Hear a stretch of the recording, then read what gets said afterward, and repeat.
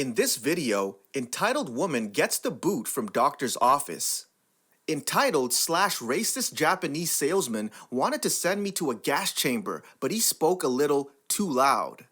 And EA finds out I'm engaged, freaks out when she realizes who to.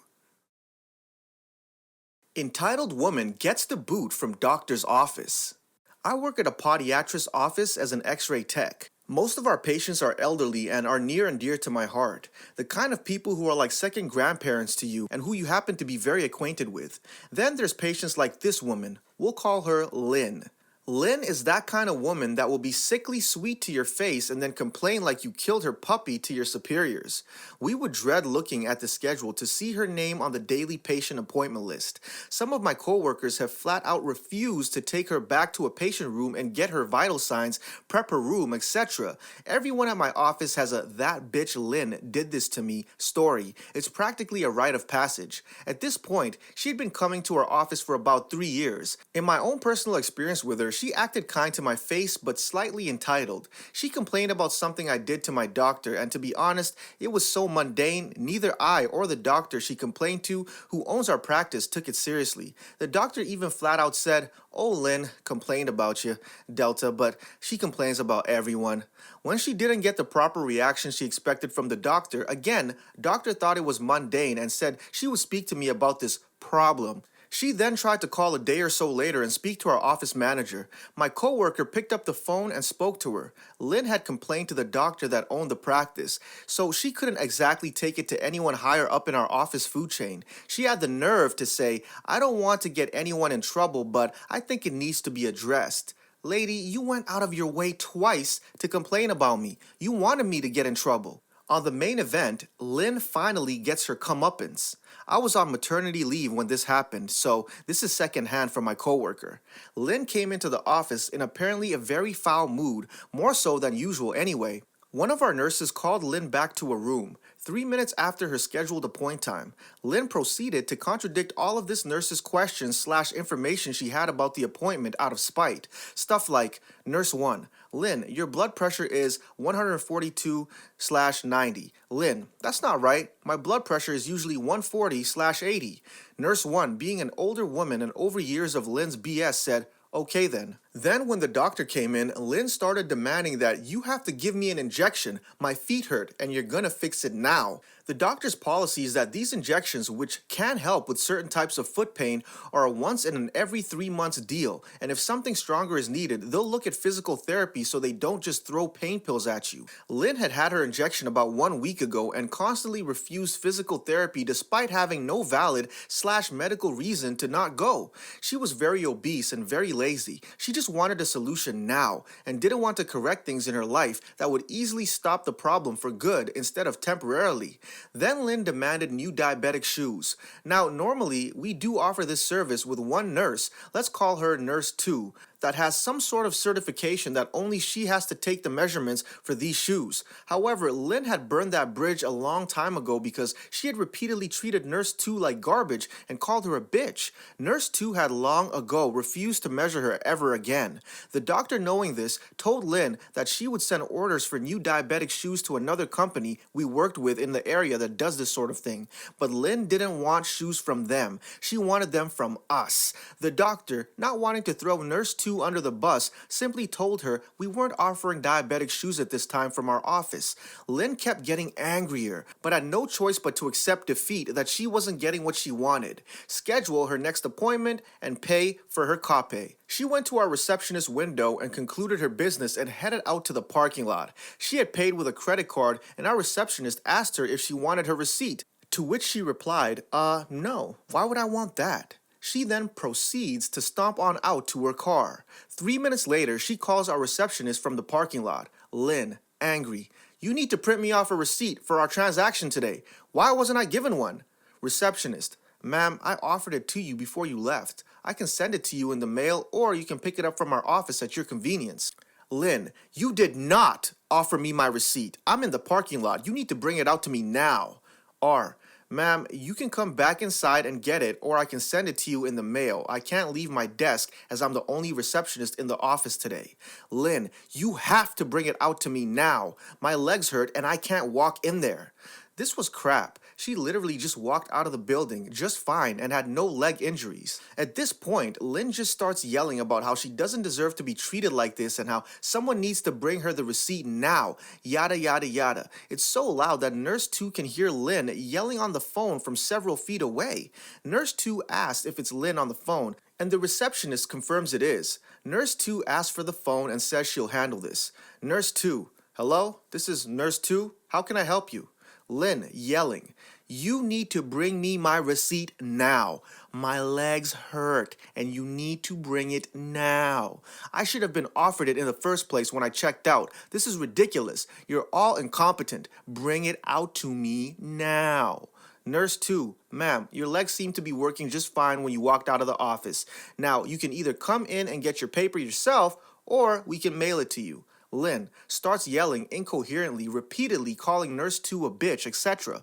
Nurse 2, you have a nice day, ma'am. Hangs up. Nurse 2 told me how great it felt just to call Lynn out on her BS. I felt the satisfaction from the story when Nurse 2 told me about it a couple weeks later when I returned from maternity leave. But it gets better. Apparently, the doctor that was working that day, we have two, and they rotate days they work and surgery days, had overheard Lynn's yelling on the phone and was not having the way Lynn treated the entire staff. She told our other doctor, the one that owns the practice, and they agreed that they would dismiss her from the practice. So the rest of my work days are looking a lot more Lynn-less every day I go in, and it's a wonderful life.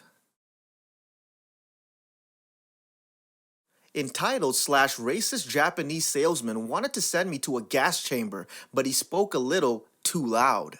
I'm originally from the Netherlands, but I moved to Japan 18 years ago, and all I can say, Japan is a really nice place if you know where to find work. I don't look Japanese, but I'm well-mannered, follow Japanese traditions and etiquettes well, and I took the surname of my Japanese wife, since my surname is unpronounceable in Japanese, and I didn't want to bother my wife, my kids, and the Japanese people with an unpronounceable name. So basically, I'm as Japanese as a foreigner can be, I guess, though I still do some Dutch things together with others like baking oil balls during New Year and treat my staff peppernoten on Sinterklaas. So after I had a business meeting in Tokyo, and after that was concluded, I decided to eat some ramen at a local ramen shop. I just like the more low-key food stands. It was a small-scale ramen shop which had a note, no foreigners allowed. You see these signs more than you think on these smaller shops and stands, but in most cases the owners put these posters on the stand because the owners can't speak English, so a lot of times if you speak Japanese, you're allowed. I went in anyway since I kinda know the owner and it was empty with only one other guy sitting there. I greeted the owner and ordered my bowl of ramen when the entitled Japanese salesman, I'll call him ES, in a snobby voice said, ES, excuse me, but what is this? Gajin? A foul word for foreigner. Doing here in this shop? Me. I'm just ordering a bowl of ramen. They're the best in town. ES, in bad English, I'm not talking to you, filth, in Japanese. I was asking the shop owner. You had a note on your door stating you do not allow foreigner. At this point, I started to secretly film this since I wasn't sure that if things would go out of hand, the shop owner would be on my side, and the Japanese police tend to believe natives before foreigners. I don't know if filming is even allowed, but hey, proof is proof. Me. I can hear what you say. I speak Japanese too, you know. ES. Shut up, you filth. Do you know how important I am? I work at Great Japanese Department Store's office, and I work as a salesman there. Every day I make sure people got what they need. I'm responsible for 8 million people to get goods, something you can never do. Me. Okay, in a manner like One Punch Man. Shop owner, please calm down. I have no problem with people who speak Japanese. I just can't deal with foreigners who can't speak Japanese during rush hours. They sadly lose me money. ES. A foreigner is a foreigner. It doesn't matter if a Neanderthal knows how to speak our beautiful language. He is still a gajin. Me. Well, I'm actually a Japanese citizen. I relinquished my Dutch citizenship years ago to become a Japanese citizen. I'm Japanese now, if you like it or not. ES, you are not Japanese, and you will never be. Our race will stay clean. At this point, I decided to stop being polite and just troll the fuck out of him. Me. Oh, I have a Japanese wife, you know. I have 7 kids. Actually, I have 2, but whatever. My oldest daughter is president of the Archer Club. This was true, but I can't remember if she was at the time this happened. And my 3rd son wanted to become a monk. This was a lie. I don't even have a son anyway. ES, You filthy foreigner, steal all of our wives. It's your fault I don't have a wife and family. Me, hysterical laughter. Maybe because you're a dick. ES, excuse me? You rude ass gajin? Me, what? Never hard to take the truth. You know how I got her, by being polite, being supportive, and let her live the life she wants. Dicks like you only tell women to stay home, take care of the children, and shut up. ES, this is what I mean. You gajins disgrace our traditions. Me, are you serious? ES, what? It is the role of woman to birth children and stay at home. You Americans taught our women otherwise, and now we have a low birth rate. Me, funny, I don't remember the Netherlands being in the US, but I can speak like an American redneck if you want. ES, America, Netherlands, Germany, Sweden, it doesn't matter. You whites destroy everything beautiful in this world. Me, in Yank voice. I know, but yeah, gonna relax. Hey, ever shot a cold python before? The best gun you can shoot. Tough at a distance of 12 gallons, I prefer a Deagle. Recently bought a M&P 15 with scope. Great to use against enemies of the free world. ES. Shut up. Me in Yank voice. You're going to see the Super Bowl tonight, motherfucker. I have 10 inches of Diet Coke and 6 feet of McDonald's. Hey, did you know my NASCAR drove 2,000 yards and our president, Donald J. Trump, gave me the Medal of Patriotic Freedom? I don't know, I was just using random American terms at this point. ES. You fucking gajins should all be gassed to dead. You should all be collected and go in a gas chamber. Your bones will be used to strengthen our road, and we will exterminate all filth in our country.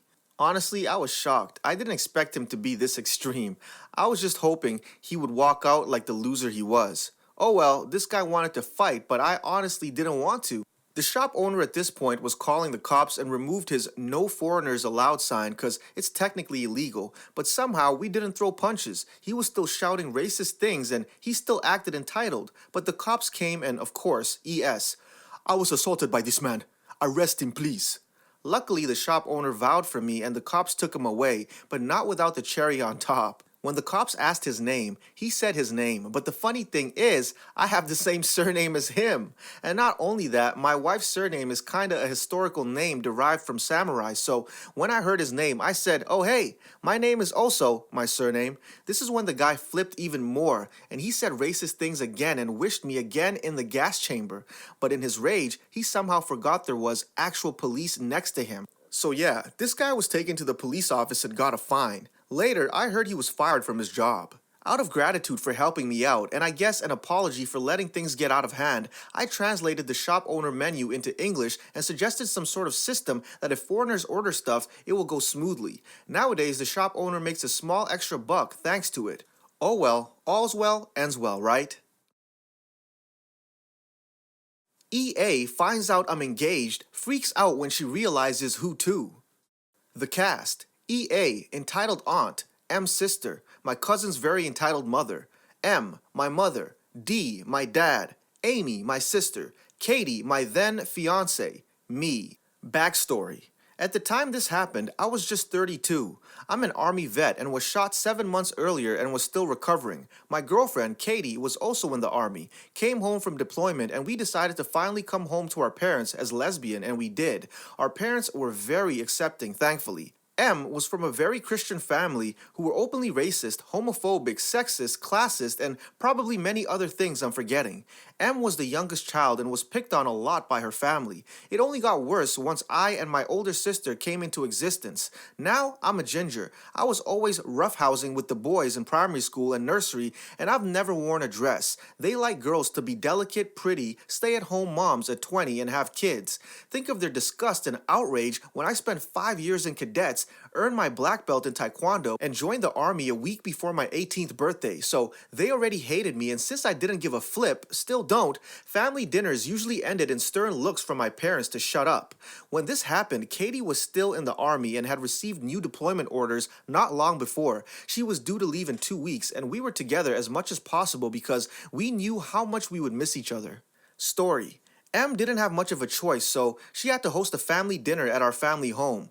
We were are fairly well off and had a larger dining room than my grandparents, who were the only others who lived in Glasgow like us. I was living at home then since my parents didn't want me on my own whilst I was recovering, and Katie and I were looking for a place for ourselves around the time this went down. So Katie and I were talking in my room when they arrived. We had dinner. M and D were forced to listen to EA's political views and frankly screwed up opinions. Amy, Katie, our cousin, and I were talking to ourselves at the other end of the table and ignoring them. Our cousin wasn't bigoted or homophobic or anything, and we trusted her, so Katie and I told her of our engagement. We were mainly talking about the army. EA thought Katie was just a friend staying with us. Now, I committed a mortal sin in front of her. I had a beer. Another thing, she believed girls shouldn't drink. Now, Amy had a glass of wine, but EA said that wasn't as bad because Amy was a proper lady. Anyone who's argued with my sister knows she isn't, but never mind. EA, what are you doing? Me, having a beer? EA, you can't have that. Me, why? EA, you shouldn't be drinking. Turns to Dad. Control your sinning daughter. D, she's 32. She can have a bloody beer. EA, no man will marry a girl like you. I was wearing my engagement ring and had a smug look on my face as I held it towards her. Me, what was that, EA? She spluttered a little. EA, well, where is he then? Have your parents met him? Me, yes. Cuts me off. EA, you kissed him yet? Me, yes. EA, shocked, Pikachu face. You slut. Stay away from C. You'll corrupt her. C was 28, and I knew for a fact she had slept with her boyfriend. I lost my cool. I probably would have hit her, but Katie jumped up to hold me back. D was angry too. Katie and I cooled off in my room for a bit before going back to the living room and talked with our cousin and Amy. She apologized for about 5 minutes straight. This time, both Katie and I were having a beer. She was sitting beside me on the sofa. EA comes back. She sees me with my beer and snatched it from me. EA, how could you still be drinking when I told you not to? Me, I don't have to listen to you, EA. EA, does your stupid fiancé know about this? Do you have his permission? Me, yes. EA, call him then. Go on. Katie excused herself, and I saw her look. I knew what to do then. I take out my phone and flip through recent call log to find Katie's number. As soon as she saw the number named Sweetheart, she snatched my phone and called the number. Katie whispered something to Amy and she nearly burst out laughing. Katie picked up from across the room. Her phone was on silent, so we didn't hear it ring. The second it connected, my stupid EA started on a rant about how slutty I had been acting and how drunk I was. I was on my second beer and completely sober. Katie was laughing and my EA ended with a question. EA, do you allow her to act so slutty and drink all the time? She'll corrupt my daughter. Katie, I don't have to let my fiancé drink. She does what she wants. The realization suddenly dawned on her, her mouth open like a fish, gaping at us. Amy was in hysterics. Since I don't give a flip, I patted the space beside me on the sofa, looking at Katie. Me, come on, honey, we've only got 2 weeks until you leave. Katie grinned, walked over to lie beside me on the sofa as EA was still gaping. She yelled something about corrupting her daughter, threw my phone on the ground and ran to my parents and yelled at them for having such sinful daughters and supporting the work of Satan.